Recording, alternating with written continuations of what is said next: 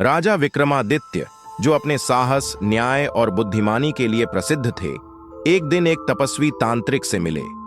तांत्रिक ने उनसे एक रहस्यमयी कार्य करने को कहा।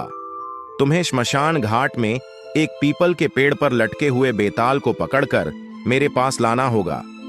राजा ने चुनौती स्वीकार की। राजा विक्रमादित्य अंधेरी रात में श्मशान पहुंचे और पेड़ पर लटके बेताल को पकड़ लिया।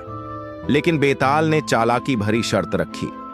अगर तुम रास्ते में चुप रहोगे तो मैं तुम्हारे साथ चलूंगा, लेकिन अगर तुमने कुछ भी बोला तो मैं वापस पेड़ पर लौट जाऊंगा।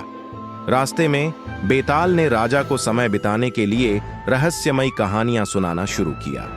हर कहानी के अंत में बेताल राजा से एक जटिल प्रश्न पूछता। यदि राजा ने सही उत्तर दिया तो बेताल तुरंत पेड़ पर लौट जाता, और यदि राजा उत्तर नहीं दे पाते तो बेताल उनके साथ चलता रहता। फिर बेताल ने कहानी सुनाई। एक राजा की 3 रानियां थीं। तीनों ने एक ही दिन एक बेटे को जन्म दिया। एक दिन सभी रानियां अपने बेटों को तालाब में नहलाने ले गईं, लेकिन अचानक एक मगरमच्छ आया और तीनों बच्चों को निगल गया। बाद में एक आर्षि ने अपनी शक्ति से तीनों बच्चों को बचा लिया, लेकिन समस्या यह हुई कि तीनों बच्चों की पहचान करना मुश्किल हो गया। अब बताओ, बच्चों को उनकी असली मां को कैसे सौंपा गया? राजा विक्रम ने जवाब दिया, बच्चों को उनकी असली मां तक पहुंचाने का तरीका यह था कि जब बच्चों को उनकी माताओं के सामने रखा गया तो वे अपनी मां की गोद में ही शांत हुए।